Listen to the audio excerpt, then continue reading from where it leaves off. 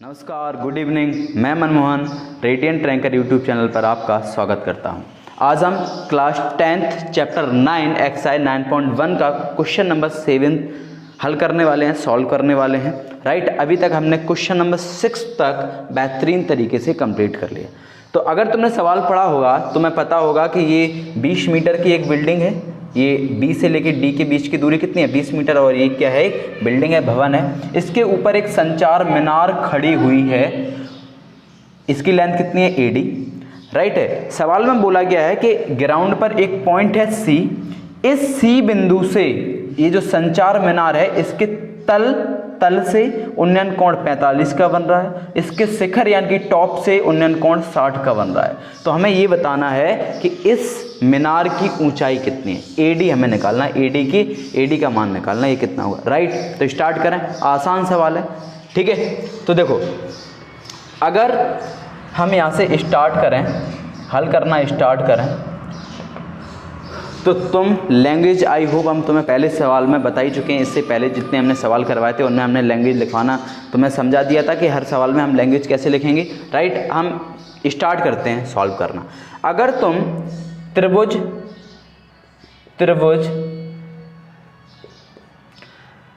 DBC में देखो, DBC में मतलब डीबीसी ये वाला जो त्रिभुज बन रहा है ये कौन सा है? डीबीसी, ठीक है। इसमें कोण कितने का है? 45 डिग्री का बन रहा है। राइट, इसमें जो कोण बन रहा है वो कितने का? 45 का। तो हम क्या करते हैं, हम यहाँ लगाते हैं tan 45। क्यों? क्योंकि जैसे हम tan 45 लगाएंगे तो हमारे पास BC निकल के आ जाएगा। क्यों? क्योंकि ये तो हमें पता ही है। तो जैसे ही हमने यहाँ लगाया tan 45 लगाया तो हमें पता है tan थीटा होता कितना है? बोलो, लंब बटे आधार। और लंब बटे आधार इसका मतलब लंब कितना है? ये BD। तो BD तो यहाँ हो गया लंब, और आधार कितना है? BC। राइट, और tan 45 वो यहाँ कितना हो? tan 45 बराबर हम क्या बोलेंगे, यहाँ BD का मान तो 20 है और BC हमें निकालनी है। tan 45 1 होता है, इसका मतलब 20/BC। BC बराबर कितना आ गया? बोलो, 20। आई होप आपको इतनी बात समझ में आ गई होगी। राइट, इसका मतलब ये जो ये BC है ये भी कितनी आ गई? 20 मीटर। ठीक है। अब हम क्या करते हैं, जब हमें BC पता पड़ गई तो अब हम इस पूरे ट्रायंगल में देखेंगे ABC। इस पूरे बड़े ट्रायंगल की हम बात करेंगे। क्यों? क्योंकि हमें ये तो पता ही है 20, ठीक है। ये AD निकालना है और अब हमें ये भी पता पड़ गया। तो हम फिर से इस त्रिभुज में हम बोलेंगे त्रिभुज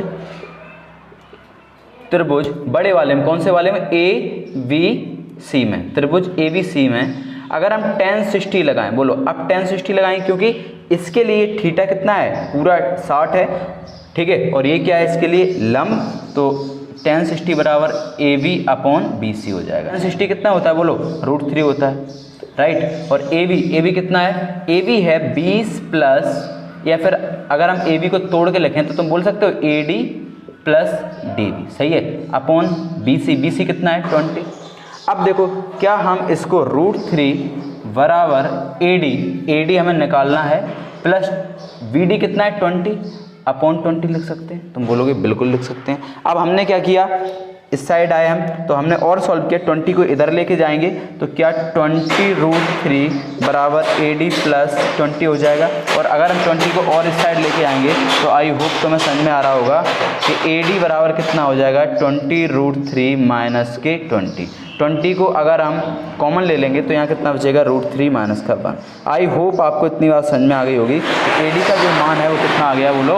बोलो, मीनार की जो ऊंचाई है वो कितनी आ गई?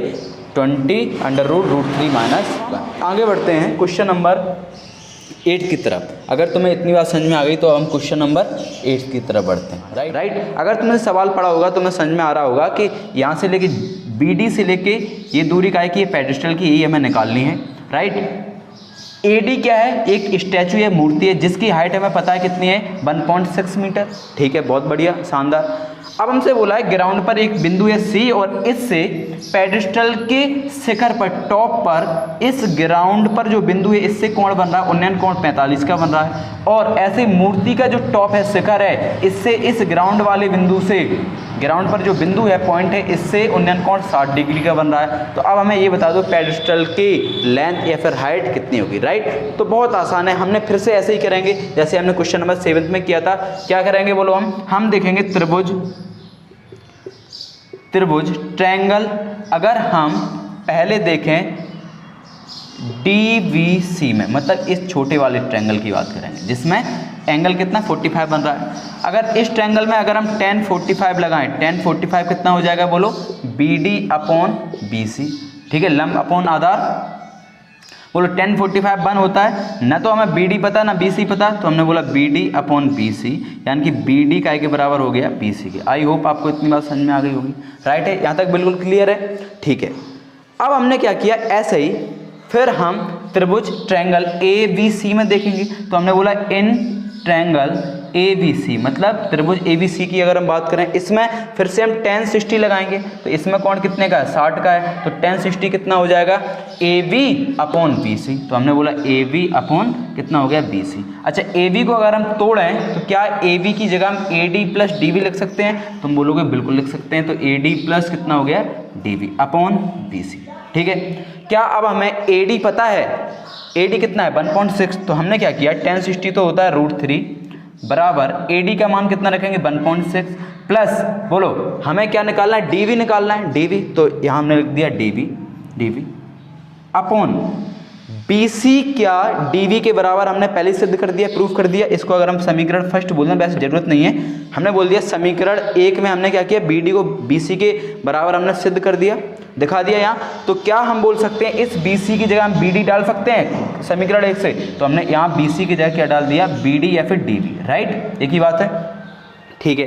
तो अब हम क्या करें, कहाँ से, फ्रॉम इक्वेशन फर्स्ट या समीकरण 1 से, ठीक है। अब यहाँ देख लेते हैं, देखो अब क्या होगा, DV को हम इधर लेके आए तो √3 DV बराबर 1.6 प्लस DV हो जाएगा, ठीक है।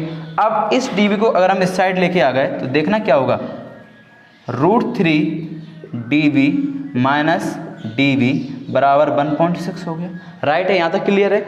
और क्या अगर हम इसमें से DV कॉमन ले लें, DV दोनों में क्या है, ओवाइनिस्ट हैं, तो हमने कॉमन लिया तो √3 माइनस का 1 बराबर 1.6 आ जाएगा। और क्या अगर हम DV को यहीं छोड़ दें और इस पूरे को इस साइड लेके जाएं तो 1.6 अपॉन √3 माइनस 1 हो जाएगा, राइट है, यहाँ तक क्लियर है बोलो, ठीक है। तो ये हमारा DV बराबर कितना आ गया 1.6 अपॉन √3 माइनस 1। अगर इसको और सॉल्व करना है तो रेशनलाइज करके आंसर आ जाएगा, राइट है, यहाँ तक क्लियर है, बिल्कुल सही है, अरे बोलो यार, ठीक है। चलो एक बार कर ही लेते हैं, अगर हम इसको रेशनलाइज करेंगे तो यहाँ क्या करेंगे, √3 + 1 अपॉन √3 + 1, ठीक है। अब देखो यहाँ ये दोनों ब्रैकेट में हो जाएंगे अलग अलग, और ऊपर कितना हो गया, √3 + 1 इंटू 1.6, और नीचे यहाँ फॉर्मूला लगेगा कौन सा, x - y x + y, या फिर a + b a - b, क्या होता है a² - b²। तो यहाँ a² करेंगे तो √3 का स्क्वायर कितना होगा 3, और 1 का स्क्वायर 1 ही होगा, तो 3 में से 1 गया, कितने बचे 2, तो ये आ गया, राइट। और अगर हम इसमें से इसको अगर हम डिवाइड कर दें तो यहाँ 0.8 आ जाएगा, सही है। तो आंसर कितना है, DV बराबर √3 प्लस बोलो √3 +